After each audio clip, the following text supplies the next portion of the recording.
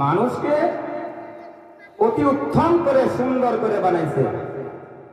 উনি সুন্দর উদাহরণ দিয়ে দিছে। আমি আল্লাহর কোরআন থেকে উদাহরণ দিয়ে দেবো, আপনারা কি শুনবেন? কারা কারা মনোযোগ দিয়ে শুনবে একটু হাত তুলি। আর বাবারা যারা যারা আমরা বাইরে আসি সবাই একটু ভিতরে আসি, সবাই ভিতরে আসি, সবাই ভিতরে আসি, বসে যাই, ফাঁকা ফাঁকা করে খালি করে দিয়ে দেয়।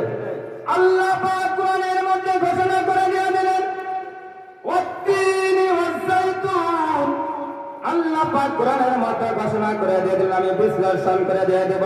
বাদশাহ হারুন রশিদ ছিলেন, ওই বাদশাহ হারুন রশিদ তার স্ত্রীকে একদিন হঠাৎ করে জিজ্ঞাসা করলেন, ও স্ত্রী রে, তুমি বলো তাই পৃথিবীর জমিনে সবচেয়ে সুন্দর কে? বাদশাহের স্ত্রী জবাব দিয়ে দিল, স্বামী, এই পৃথিবীর জমিনে সবচেয়ে সুন্দর মানুষ, মানুষ ছাড়া কেউ সুন্দর হতে পারে না। একবার জোরে জোরে বলা যাবে না সুবহানাল্লাহ?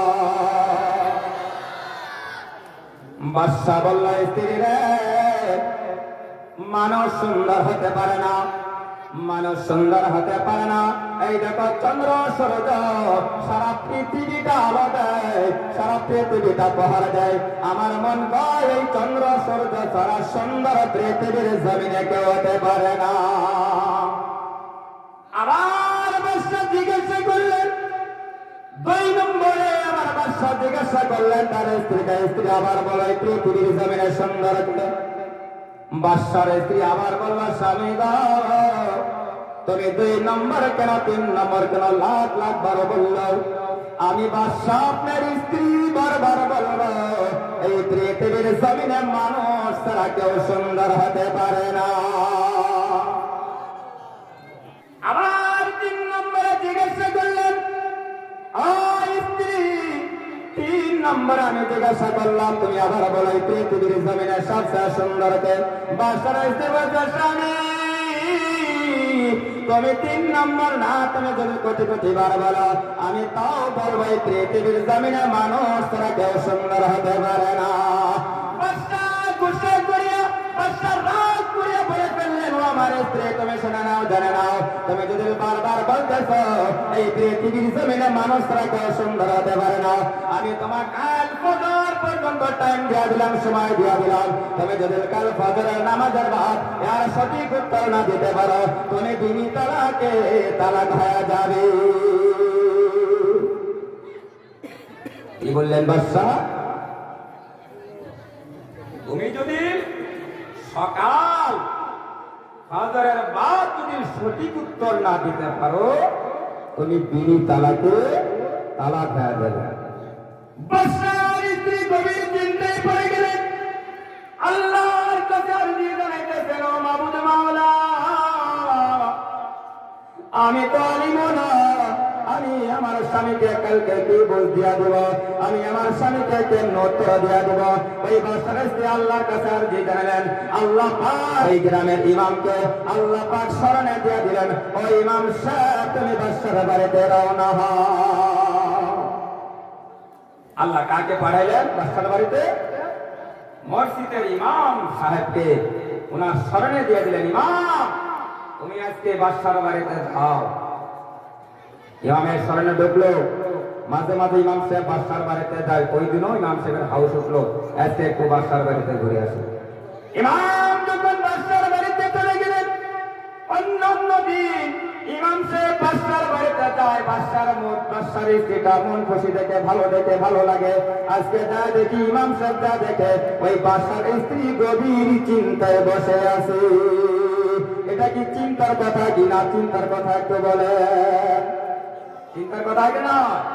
যখন বাদশার স্ত্রী চিন্তায় পড়লেন, হুজুর দিবেন আজকে কি হয়েছে? অন্য দিন আসলে তো বাদশার স্ত্রী খুশি মুশি পান দেয়, তামুল দেয়, চা দেয়, আজকে কেন গভীর চিন্তায় পড়ে আছে।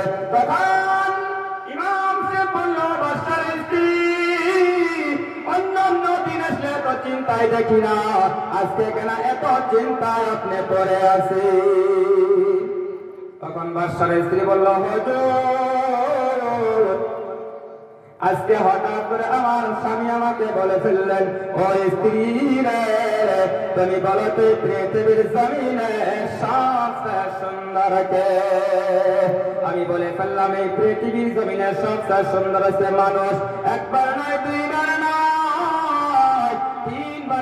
স্বামী আমাকে জিজ্ঞাসা করেছিলেন, আমি 3 বার বলে দিয়ে দিয়েছি এই পৃথিবীর জমিনে মানুষ তারা কেউ সুন্দর হতে পারে না।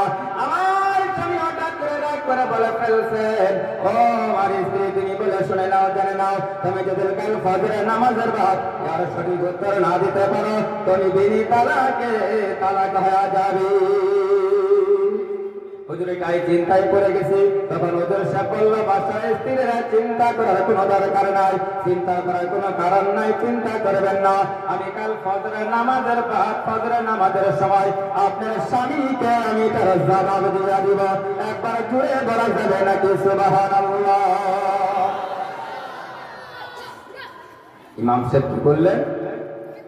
কাল ফজরের টাইমে আমি আপনার স্বামীকে সঠিক উত্তর দিয়ে দেবো, আপনি চিন্তা করার কোনো কারণ নাই।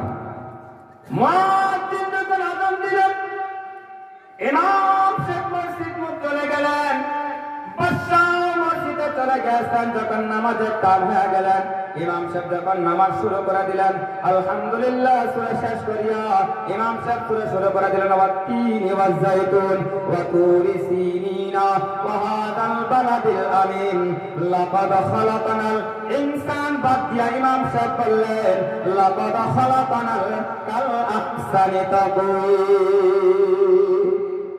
ইমাম সাহেব কি বললেন? ওখানে বলা লাগছিল লাকাদ খালাকানাল ইনসানা ফি, ওঠা না কইয়া কি বলছে, লাকাদ খালাকানাল কাল আহসানি তাকওয়ীম। তখন বাদশা পিছন থেকে লোকমা মারলেন, লাকাদ খালাকানাল ইনসানা ফি আহসানি তাকওয়ীম। আর ইমাম সাহেব লোকমা নিলেন না। লোকমা না নিয়ে ইমাম সাহেব নামাজটা আদায় করে দিয়ে দিলেন, নামাজটা শেষ করে দিয়ে দিলেন। যখন নামাজ শেষ, মুনাজাত শেষ, সমস্ত মুসল্লি চলে যায়, ওই দিন আর বাদশা চলে যায় না, বাদশার চলে যায় না। ইমাম সাহেব খুশখুশ করে হাসতেছে, আজকে বোধহয় বাদশার বেড়া লাগে গেছে। সমস্ত মুসল্লি যখন উঠে গেছে, সমস্ত মুসল্লি যখন বাড়িতে চলে গেছে, তখন বাদশা তাও বলে না। বাদশা বলতেছে, হুজুর আমি একটু কোরআন তিলাওয়াত করতে চাই, বোধহয় আমার কোরআন তিলাওয়াতের মধ্যে কিছু গড়বড় আছে। আমার বাদশা বললেন, না হুজুর, আজকে আপনি নামাজের মধ্যে একটু গড়বড় করেছেন, কারণ ইমাম সাহেব হচ্ছে বাদশারও বাদশা। হয় কি না হয়? ইমাম সাহেব বাদশারও বাদশা। বাদশা একটা কোরআন নিয়ে আসে, কোরআন মেলাইলেন, হুজুরের সামনে বসলেন। হুজুর আমি একটু কোরআন তিলাওয়াত করব, আপনি একটু শুনেন। ওই বাদশা কোরআন তিলাওয়াত শুরু করে দিলেন, ওয়াত-তিনি ওয়াজ-যাইতুন ওয়া তুরি সিনিনা ওয়া হাদাল বালাদিল আমিন লাকাদ খালাকানাল ইনসান। বলার সঙ্গে সঙ্গে ইমাম সাহেব বলছে, বাদশা আমি বুঝতে পেরেছি আপনি কিসের জন্য কোরআন তিলাওয়াত করেছেন। বাদশা, আগে আপনি বলেন কালকে আপনার বাড়িতে কি কেসাল লাগেছে, কি হয়েছে, ওই ঘটনাটা আগে বলেন, তারপরে আমি আপনার জবাব দিয়া দিব। তখন বাদশাহ বললেন, হুজুর আমি আমার স্ত্রীকে বলে দিই। আমি স্ত্রীকে বললাম, ও আমার স্ত্রী তুমি বলো তো এই পৃথিবীর জমিনে সবচেয়ে সুন্দর কে? আমার স্ত্রী বললেন, এই পৃথিবীর জমিনে সবচেয়ে সুন্দর হচ্ছে মানুষ। আমি যখন 3 বার জিজ্ঞাসা করলাম, 3 বারের বারও আমার স্ত্রী বলছে সবচেয়ে মানুষকে সুন্দর করে বানাইছে। আমি হঠাৎ করে রাত করে আমার স্ত্রীকে আমি বলে দিয়ে দিলাম, ও আমার স্ত্রী রে, কাল ফজরের বাদ যদি তার সঠিক উত্তর না পারি, তুমি বিনি তালাকে তালাক হয়ে যাবে। তখন ইমাম সাহেব বলল, বাদশা তুমি কান খুলে শুনে নাও, তুমি জানে নাও, আল্লাহ পাক ঘোষণা করে দিয়ে দিলেন, আল্লাহ বলছে দুনিয়ার মানুষ শুনে নাও, জানে নাও, ওয়াত-তিনি ওয়াজ-যাইতুন, আল্লাহ বলছে আমি আল্লাহ যাইতুন গাছ, আঞ্জির গাছ। কয়টা হলো গো? কয়টা আছে? আপনারা একটু ধরবেন, আমি মাঝে মাঝে আপনাদেরকে জিজ্ঞাসা করবো, দেখি আপনারা ওয়াজ এখান থেকে নিয়ে যান না থুয়ে যান? এখান থেকে ওয়াজ নিয়ে যান না থুয়ে যান? ওয়াত-তিনি ওয়াজ-যাইতুন, আল্লাহ বলছে আমি আল্লাহ যাইতুন গাছ, আঞ্জির গাছের কসম খেয়ে বললাম, ওয়া তুরি সিনিনা ওয়া হাদাল বালাদিল আমিন, আল্লাহ বলছে আমি আল্লাহ তুর পাহাড় মক্কা শরীফের কসম খেয়ে বললাম। তাহলে সর্বমোট কয়টা কসম খাইছে আল্লাহ পাক? কয়টা? সবাই বলেন কয়টা? আপনারা ধরেন নাই, একজন মানুষ খালি বলতেছে চারটে। আল্লাহ বলছেন পৃথিবীর মানুষ শুনে নাও, জানে না আমি আল্লাহ চারটা কসম খায়া বললাম, লাকাদ খালাকানাল ইনসানা ফি আহসানি তাকওয়িম। আল্লাহ বলছেন দুনিয়ার মানুষ আমি আল্লাহ 17,999টা মাখলুকাত বাদ দিয়া, কতটা মাখলুকাত নয়, 17,999টা মাখলুকাত বাদ দিয়া আমি আল্লাহ সুন্দর করে মায়া করে মহব্বত করে শুধুমাত্র একটা মাখলুকাত মানুষকে সুন্দর করে বানাইলাম। আরেকটু জোরে বলা যাবে না সুবহানাল্লাহ? আচ্ছা গো।